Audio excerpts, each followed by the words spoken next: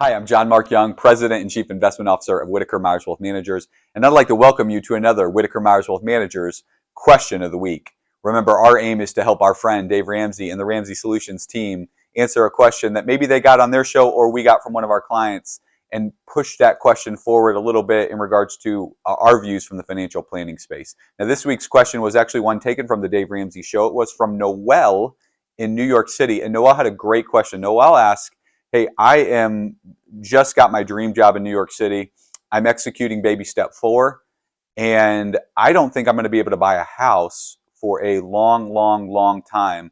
So is it okay that I increase baby step 4 higher than 15%, just so that I'm not spending this money frivolously or not doing smart things with it? Well, Noelle, that was a great question. I thought Ken and Dr. John Deloney answered that question phenomenally.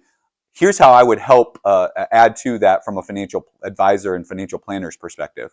Of course, we believe in the baby steps, okay? So hitting that baby step 4 of 15% of your income towards 401ks, 403bs, 457s, whatever corporate retirement plan that you have access to, up to the match that they provide, and then your Roth IRAs, because of the flexibility, freedom, tax-free growth that you have within those Roth IRAs, saved in the same manner you do your 401k, a certain amount every paycheck, auto-deducted right out of your bank account, so it's easy, it's automatic. You're becoming an automatic millionaire through that process.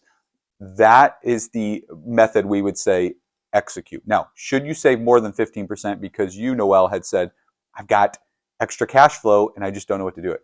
Here's the alternative I would say, and we really like this alternative, is to say, yes, don't blow it, but use a taxable brokerage account for anything else above that 15.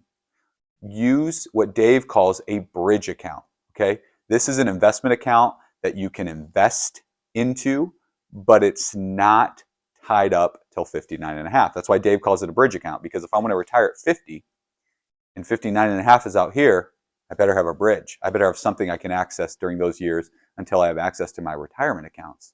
Well, Noelle, why I think that would be an appropriate option for you is 2 basic reasons. One of which is if it's invested appropriately through low turnover exchange traded funds, which are very similar to mutual funds, and you can read content we've written on what are exchange traded funds.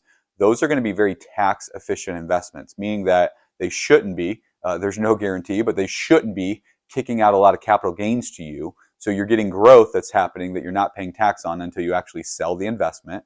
And then that's taxed at a long-term capital gain rate if it's held longer than 12 months, which is right now anywhere between 15 and 20%, depending on your income, maybe a little bit higher if you have a Medicare surtax on that, but probably lower than what you're paying in income taxes in New York City, I would imagine, there. And again, it's actually happening tax-free until you actually sell the investment, for the most part, again, with good ETF investments in there.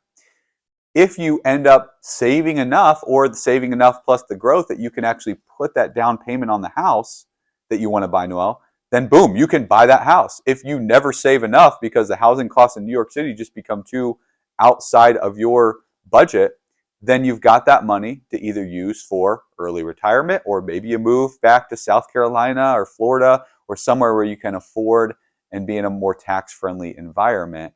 But effectively what you've done is you've hit baby step 4. We know if you hit baby step 4, if you save 15% of your income, and that's 15% of your income, not with your match, but your income, you're more than likely going to have saved enough to replace your income.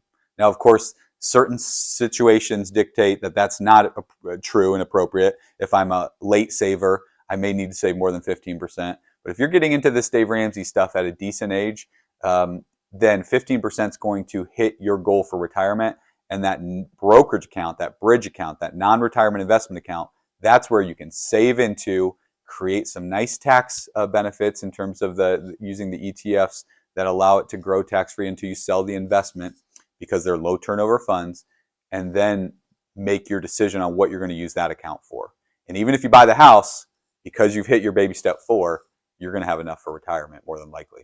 These are all questions that you can definitely get answered with a financial planner who can walk through your specific situation and make sure that you're on the right path to success for retirement by projecting out your scenario and running these different models of should I save more than 15%, or should I use the brokerage account in case I do want to be able to buy a house at some point in the future? So great question, Noelle. Thanks so much for calling the Dave Ramsey Show and asking it.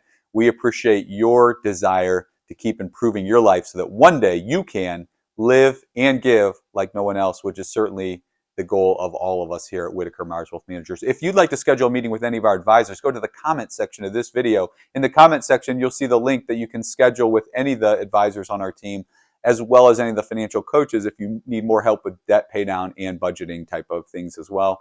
Also, feel free to hit the blog section, which is also in the comments, so you can read any of the content we've written this week or in weeks past about financial planning, including articles we've written about ETFs and about brokerage accounts, non-retirement investment accounts, or bridge accounts. And of course, you got to help us do good with the algorithms at YouTube and Google. So smash that like button, please. Smash that like button, helps our content get to more people so we can help more people live and give like no one else. And if you like this content, hit the subscribe button so you can get our What We Learned in the Markets video every week and our question of the video every week as well. Thanks so much. We'll look forward to seeing you next week.